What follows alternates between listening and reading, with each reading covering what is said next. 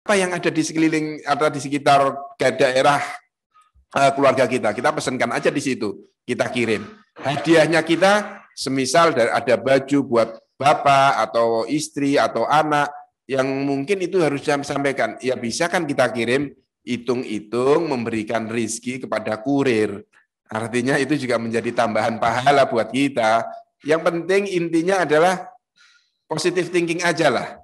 Jangan langsung dilarang itu nanti seperti ini berat dan sebagainya. Udah kita positive thinking, apa yang dilakukan pemerintah, diberlakukan pemerintah ini bukan untuk menakut-nakuti, bukan kok, ini untuk kemaslahatan umat supaya keluarga kita tidak terpapar COVID-19 dan lain sebagainya. Kita tahan sedikit lagi saja sampai vaksinasi ini selesai semuanya, masyarakat siap, protokol kesehatan berlaku dengan betul, dengan baik, insya Allah kita akan lancar dan itu akan menambah pahala buat kita semua. Rasa takut terjadi bukan karena kenyataan yang terjadi, tapi karena bayangan di pikiran pada apa yang akan terjadi. Makasih ya. Melihat sekali lebih baik daripada mendengar ratusan kali. Mempraktekkan sekali lebih baik daripada melihat ratusan kali. Bukan mimpimu yang harus mengecil. Kemampuan dan keberanianmu yang harus membesar. Berani memulai hal baru, yakini segenap kemampuanmu. Awali mimpi besarmu, awali usahamu dengan mengajukan kredit usaha rakyat sekarang juga. Jamkrindo, solusi UMKMK menuju sukses. Saya percaya. Saya bisa.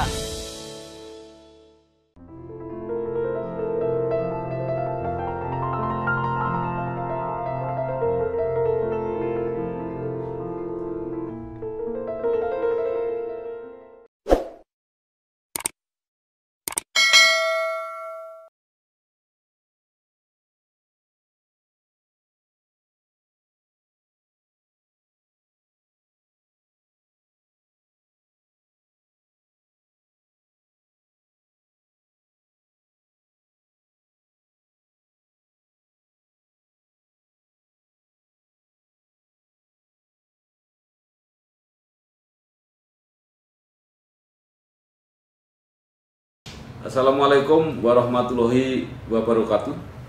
Waalaikumsalam warahmatullahi wabarakatuh. Bersama saya Bambang Sadono. Mudah-mudahan kita bisa berdialog di dalam channel ini secara jernih, berimbang, dan arif. Kami sedang mempersiapkan beberapa video untuk menyambut bulan Ramadan. Kita meliput beberapa kegiatan para tokoh publik memanfaatkan waktu di bulan Ramadan. Saya sudah bertemu dengan Kiai Haji Tad Yassin Maimun, Wakil Gubernur Jawa Tengah. Apa kabar Pak Wagub? Alhamdulillah Pak Bambang, sehat nggih? Sehat pangestu nggih. Ya. Pak Wagub, ini tadi sudah terlihat sebagai ulamanya. Nah, sekarang kita teruskan aja yang tentang nah, maksud saya begini, ini kan ada 3 hal yang harus kita jaga bersamaan di bulan Ramadan ini. Pertama, ibadah. Kedua, tetap menjaga kesehatan. Ketiga, tetap menjalani tugas profesi sehari-hari. Karena kan masyarakat juga tetap harus mencari rezeki, bahkan untuk persiapan Idul Fitri. Nah, ini bagaimana menyeimbangkan ketiga-tiganya ini? Ya, yang pertama saran saya ya untuk kita bersama. Jadi jangan jadikan bulan puasa ini sebagai bentuk kemalasan kita. Kan kita lagi puasa, kita kan harus istirahat, apalagi disampaikan bahwa naumus shaim itu ibadah, tidurnya orang yang puasa itu ibadah dan lain sebagainya. Ini jangan dipakai alasan, karena bagaimanapun juga Rasulullah ketika kita memberikan pelajaran kepada kita di bulan Ramadan tetap beraktivitas kok. Pengajian juga masih berjalan, apalagi kalau kita melihat di pondok-pondok pesantren, pengajian tambah banyak kalau bulan Ramadan. Bahkan pengajiannya mulai subuh, selesai baru jam 10, jam 11 siang, baru selesai, habis itu tidur kailulah sedikit dan seterusnya. Itu dan saya juga itu menambah kekuatan kita. Dan tentu dengan sedikitnya kita memakan, kalau di dalam Islam itu sendiri diterangkan bahwa kalau mau belajar, syarat kunci sukses belajar itu salah satunya adalah sedikit tidur. Yang kedua adalah sedikit makan. Kalau kita puasa artinya kan bukan lagi sedikit, memang kita tidak memasukkan apa-apa di tubuh kita kecuali ketika sahur dan berbuka puasa ditambah dan lain sebagainya. Ini sebenarnya membuat tubuh kita ringan.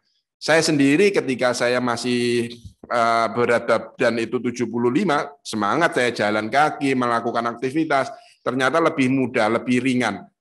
Dibandingkan pada saat ini yang tubuh saya sudah bertambah, kilo-kilonya itu, ada 90 kilo, artinya berat untuk bergerak. Nah, ini kesempatan kita.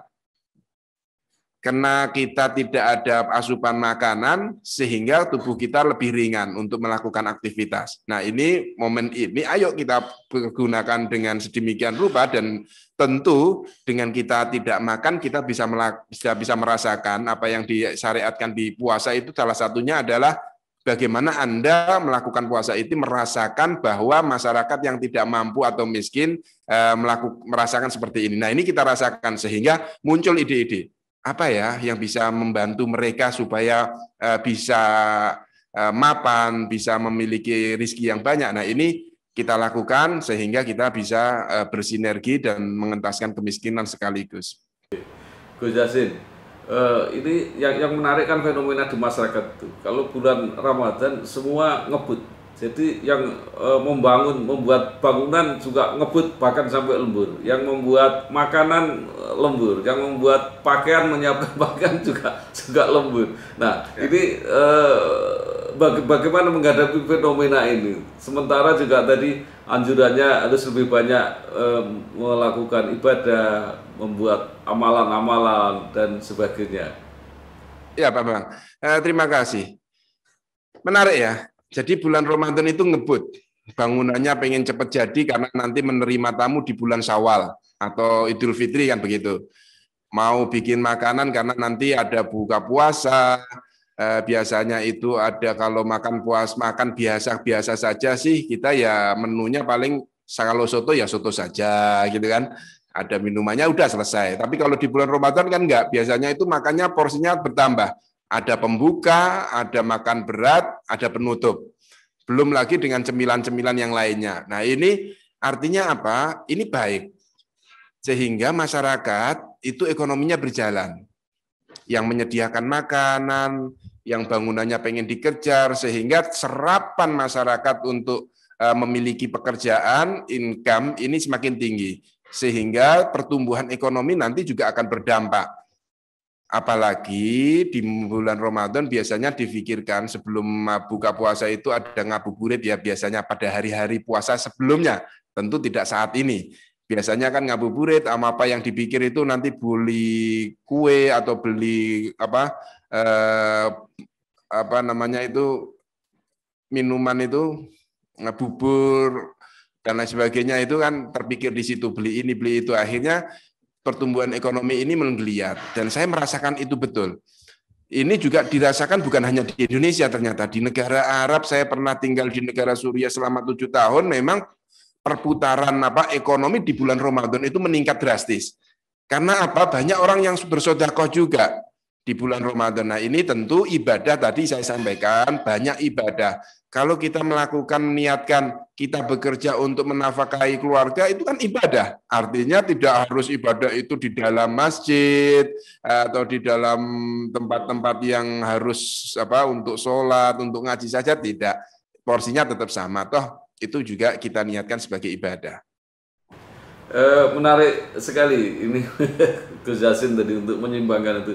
Nah, sekarang untuk yang usia anak sekolah, mungkin para santri ini apa yang sebaiknya dilakukan? Karena kalau tidak nanti dia hanya bermain online aja kira-kira. Ya. Kepada adik-adik usia sekolah ya, santri sama lah masuk di situ, karena memang usia-usia keemasan untuk menyerap ilmu itu di masa muda, untuk menyiapkan masa tua. Sehingga di sini kesempatan kita, karena biasanya di bulan Ramadan itu pembelajaran meningkat. Bukan artinya pembelajaran di sekolahan, tidak ya. Artinya ada banyak ekstra yang harus kita lakukan. Seperti pengajian-pengajian di masjid, yang saat ini dengan adanya pandemi COVID-19 tentu mendorong masyarakat pendai ini beralih.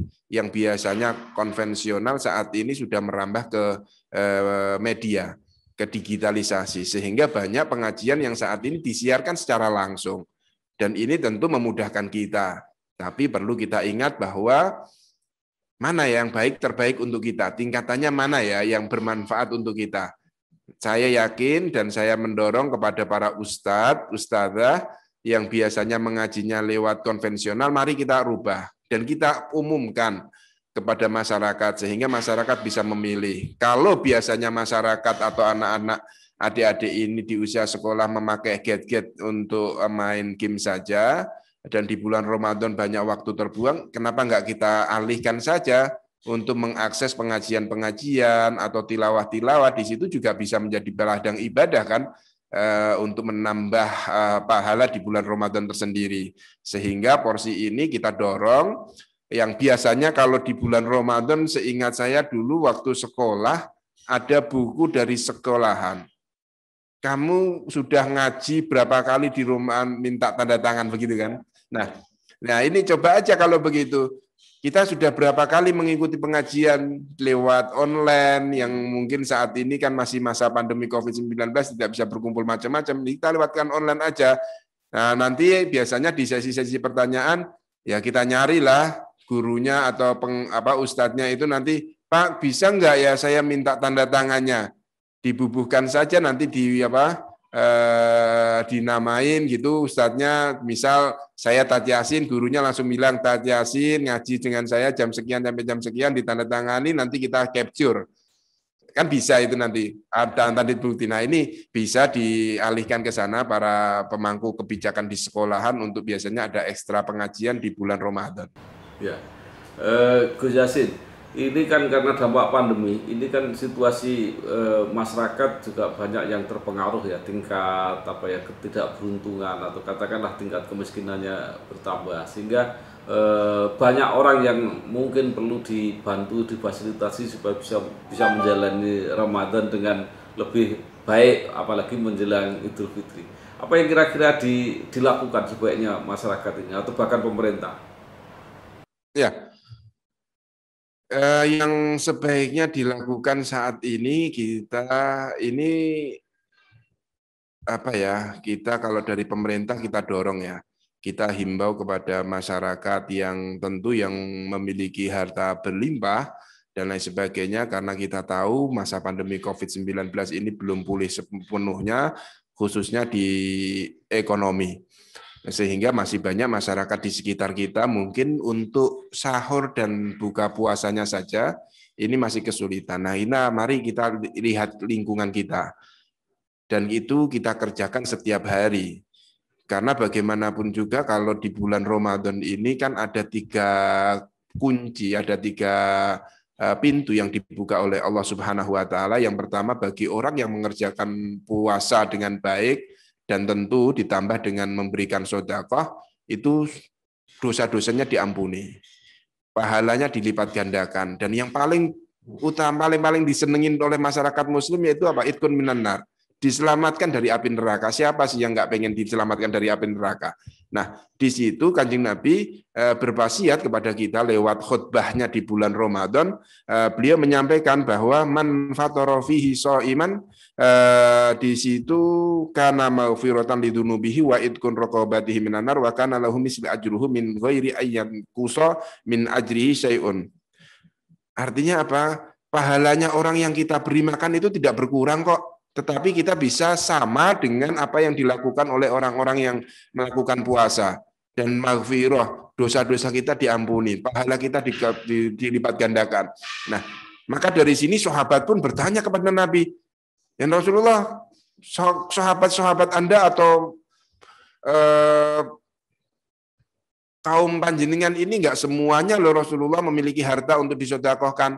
Rasulullah menjawab, yang bisa disedekahkan tadi disampaikan, bisikit tamar, separuh tamar, atau kalimatun thayyibah.